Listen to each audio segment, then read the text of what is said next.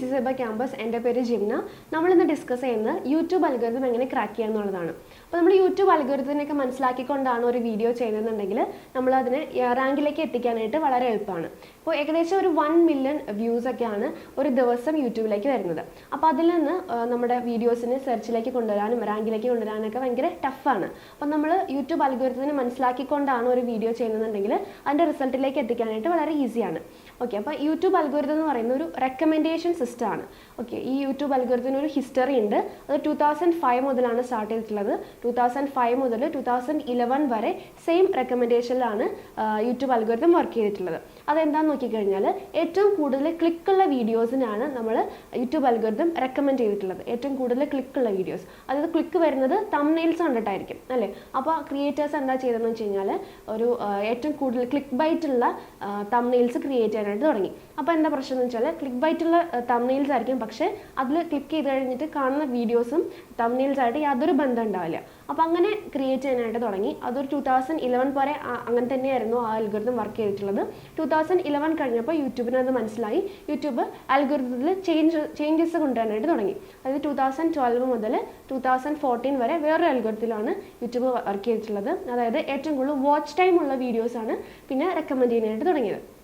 അപ്പോൾ എന്താ പ്രശ്നം എന്ന് വെച്ച് കഴിഞ്ഞാൽ ഏറ്റവും വാച്ച് ടൈം കൂടുതലുള്ള വീഡിയോസും അത് എങ്ങനെയാണ് അവർ കാൽക്കുലേറ്റ് ചെയ്തെന്ന് വെച്ചാൽ ഒരു പെർസെൻറ്റേജ് വെച്ചിട്ടാണ്. ഇപ്പോൾ ഒരു 3 മിനിറ്റ്സ് ഉള്ള വീഡിയോ ആണെങ്കിൽ 2 മിനിറ്റ്സ് വരെ വാച്ച് ടൈം ഉള്ള വീഡിയോ ആണെന്നുണ്ടെങ്കിൽ അവരത് റെക്കമെൻഡ് ചെയ്യാൻ തുടങ്ങി. അപ്പോൾ എന്താ പ്രശ്നം പറ്റിയതെന്ന് വെച്ച് കഴിഞ്ഞാൽ ക്രിയേറ്റേഴ്സ് ഷോർട്ട് ആയിട്ടുള്ള വീഡിയോസ് ക്രിയേറ്റ് ചെയ്യാൻ തുടങ്ങി. അതായത് 3 മിനിറ്റ്സ് 2 മിനിറ്റ്സ് ഉള്ള വീഡിയോസൊക്കെ ക്രിയേറ്റ് ചെയ്യാനായിട്ട് തുടങ്ങി.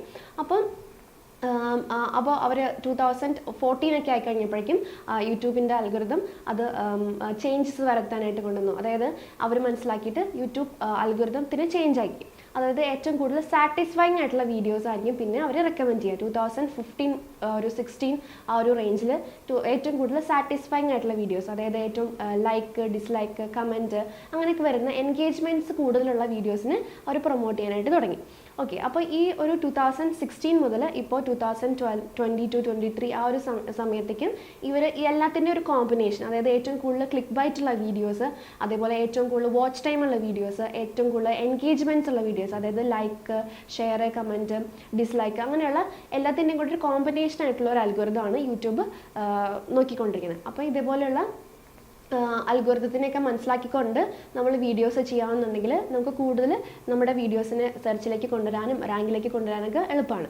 ഓക്കെ, അപ്പോൾ നമ്മൾ ഈ 2022-23 ഈ ഒരു ഇയറിൽ എങ്ങനെയാണ് യൂട്യൂബ് അൽഗോരിതം വർക്ക് ചെയ്യാമെന്ന് വെച്ച് കഴിഞ്ഞാൽ ഒരു 2 മൈൻഡ് സെറ്റിലായിട്ടാണ് യൂട്യൂബ് അൽഗോരിതം വർക്ക് ചെയ്യുന്നത്. അത് ആദ്യമായിട്ടുള്ളത് ഏറ്റവും കൂടുതൽ എൻഗേജ്മെൻറ്റ്സ്, ഏറ്റവും കൂടുതൽ സാറ്റിസ്ഫൈങ് ആയിട്ടുള്ള ഏറ്റവും കൂടുതൽ ലൈക്ക് ഡിസ്ലൈക്ക് എൻഗേജ്മെൻറ്റ്സ് ഒക്കെ വരുന്ന വീഡിയോസാണ് അവർ പ്രൊമോട്ട് ചെയ്യുക. രണ്ടാമതായിട്ട് ഏറ്റവും കൂടുതൽ വാച്ച് ടൈമുള്ള വീഡിയോസ്. ഇപ്പം ഒരു 10 വീഡിയോസ് സെയിം കണ്ടൻറ്റിലാണെന്നുണ്ടെങ്കിൽ ഏറ്റവും കൂടുതൽ വാച്ച് ടൈമുള്ള വീഡിയോസ് ആയിരിക്കും അവർ റെക്കമെൻഡ് ചെയ്യുക. അങ്ങനെ ഈ 2 മൈൻഡ് സെറ്റിലാണ് യൂട്യൂബ് അൽഗോരിതം വർക്ക് ചെയ്യുന്നത്.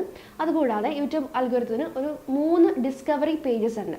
അത് ഏതൊക്കെയാണെന്ന് നോക്കിക്കഴിഞ്ഞാൽ ഹോം പേജ്, അതേപോലെ ഒരു യൂട്യൂബ് സെർച്ച്, മൂന്നാമതായിട്ട് സജഷൻ പേജ്. അപ്പോൾ ഈ 3 ഡിസ്കവറി പേജസ് ആയിട്ടാണ് നമ്മുടെ യൂട്യൂബിലേക്ക് ട്രാഫിക് വരുന്നത്. അതേപോലെ നമ്മുടെ യൂട്യൂബിലുള്ള വീഡിയോസ് ആൾക്കാരിലേക്ക് എത്തുന്നത് ഈ 3 ഡിസ്കവറി പേജസ് വഴിയായിട്ടാണ്. അപ്പോൾ ഈ 3 ഡിസ്കവറി പേജസും ഓരോ അൽഗോരിതംസ് വെച്ചിട്ടാണ് വർക്ക് ചെയ്യുന്നത്.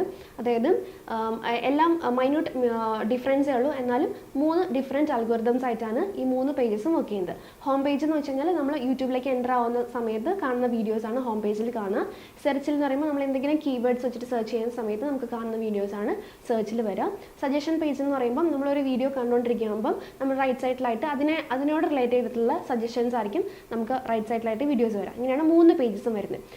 ഹോം പേജ് എന്ന് പറയുന്ന ആ ഒരു ഇത് വർക്ക് ചെയ്യുന്നത് ഏത് അൽഗോരിതത്തിലാണെന്ന് വെച്ച് കഴിഞ്ഞാൽ ഏറ്റവും കൂടുതൽ നമ്മുടെ ഒരു വ്യൂവറിൻ്റെ ഹിസ്റ്ററി നോക്കിയിട്ട് അയാൾ മുന്നേ എന്തൊക്കെ വീഡിയോസാണ് കണ്ടിട്ടുള്ളത് അതനുസരിച്ചുള്ള ഹിസ്റ്ററി ആയിരിക്കും ആ ഒരു ഹോം പേജിലുള്ള വീഡിയോസ് ആയിട്ട് വരിക.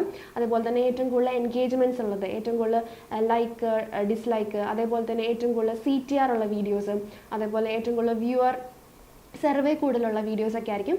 അങ്ങനെയുള്ള അൽഗോരിതംസ് ആയിരിക്കും ഹോം പേജിൽ അവർ വരുന്നത്. ഓക്കെ, ഇനി നമ്മൾ സെർച്ചിലേക്ക് വരുന്ന സമയത്ത് ഏതെങ്കിലും ഒരു കീവേഡ് വെച്ചിട്ട് സെർച്ച് ചെയ്യുന്ന സമയത്ത് അതിനോട് റിലേറ്റഡ് ആയിട്ടുള്ള വീഡിയോസ് ആദ്യം യൂട്യൂബ് എടുക്കും.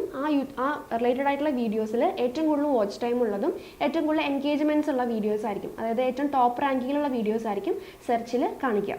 ഇനി സജഷൻ വീഡിയോസ് എന്ന് പറയുമ്പം ഏറ്റവും കൂടുതൽ നമ്മൾ കണ്ടുകൊണ്ടിരിക്കുന്ന വീഡിയോസിൻ്റെ അതിനോട് റിലേറ്റഡ് ആയിട്ടുള്ള വീഡിയോസ് ആയിരിക്കും അവർ സജഷൻസ് ആയിട്ട് കാണിക്കുക. അതുമാത്രമല്ല നമുക്ക് ഏറ്റവും കൂടുതൽ ഒരു പ്രോ ടിപ്പ് എന്ന് പറയുന്നത് ഏറ്റവും കൂടുതൽ ഇപ്പോൾ പാർട്ട് 1 പാർട്ട് 2 ആയിട്ടൊക്കെ വീഡിയോസ് ചെയ്യണമെന്നുണ്ടെങ്കിൽ ഇപ്പോൾ പാർട്ട് 1 ആണ് കാണുന്നുണ്ടെങ്കിൽ പാർട്ട് 2 ആയിട്ടായിരിക്കും അവർക്ക് സജഷൻസ് വരാം. അതൊക്കെ ഓരോ അൽഗോരിതത്തിൻ്റെ ബേസിലാണ് ഇതൊക്കെ വർക്ക് ചെയ്യുന്നത്.